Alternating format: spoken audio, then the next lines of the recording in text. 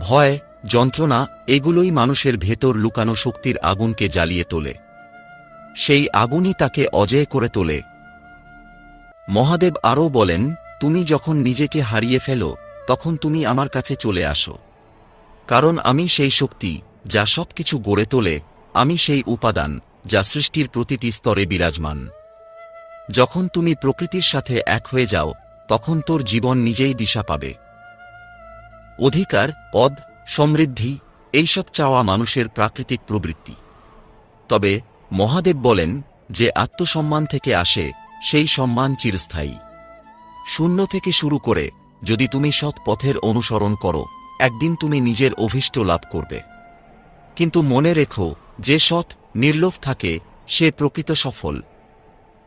তবে এই পথে আসার সময় কখনো কখনো তীব্র বিপদে পড়তে হতে পারে। মহাদেব বলেন, যারা বিপদ